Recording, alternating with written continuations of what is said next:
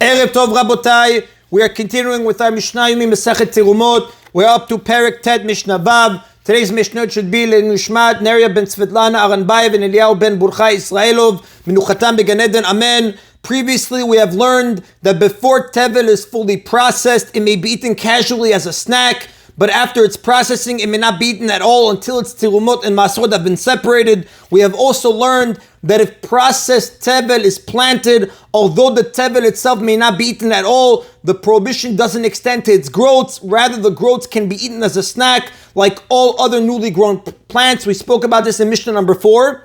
So just like in the case of planted terumah, this leniency also applies only to certain species. The Mishnah says, "Hatevel gidulav mutarim bedavar shezaro chaleh." In the case of processed tevel that was planted, its growths are permitted to be eaten casually only if it's a species whose seed decomposes when planted.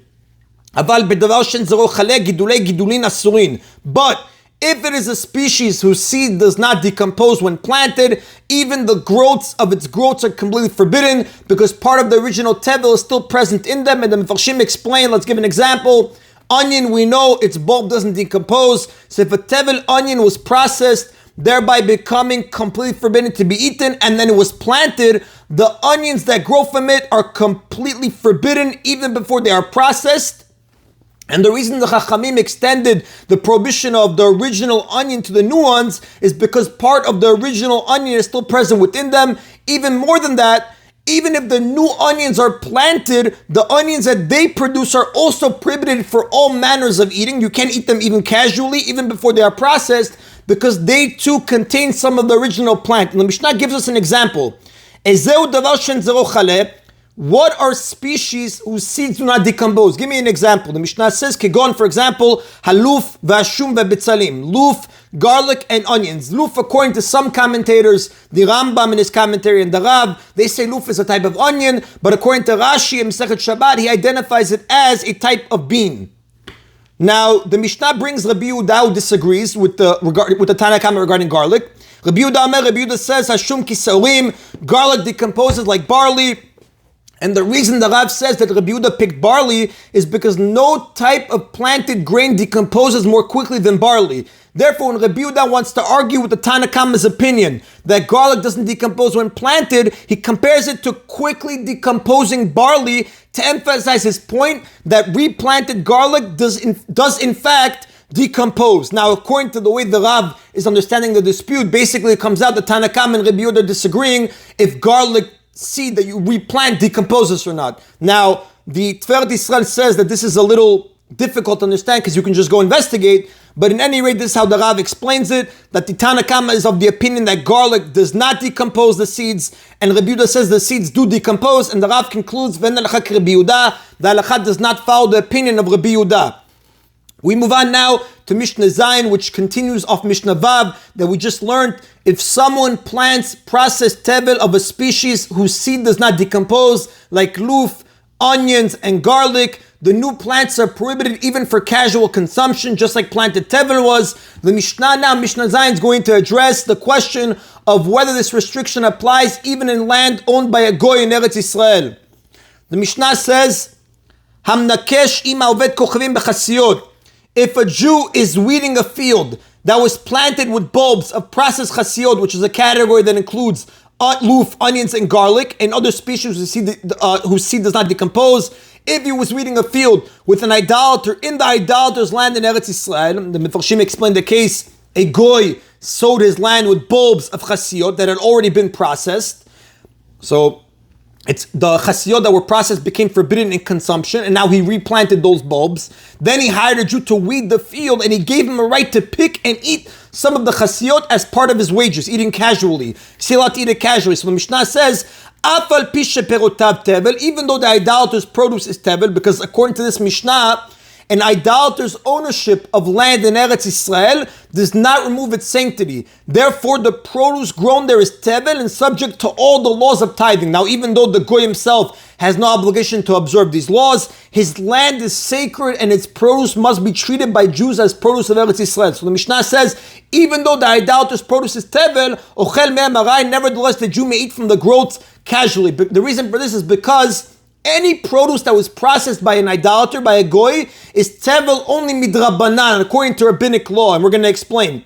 Since the tevel prohibition of the planted bulbs themselves is only drabanan rabbinical, the Chachamim ruled leniently in regards to the growth, and they allowed them to be eaten casually. And Mefashim explain, mideoraita, under biblical law, although produce that grows in land owned by a goy in Eretz Yisrael is tevel, produce that is processed by an idolater loses its tevel status. Such produce is considered tevel only midrabanan, by a rabbinic enactment. So in our case, therefore, since the bulbs that were planted by the goy had also been processed by the goy, they are merely rabbinic tevel, and therefore the Chachamim treated tevel of this nature leniently, and they permitted their growths to be eaten casually like ordinary new growths.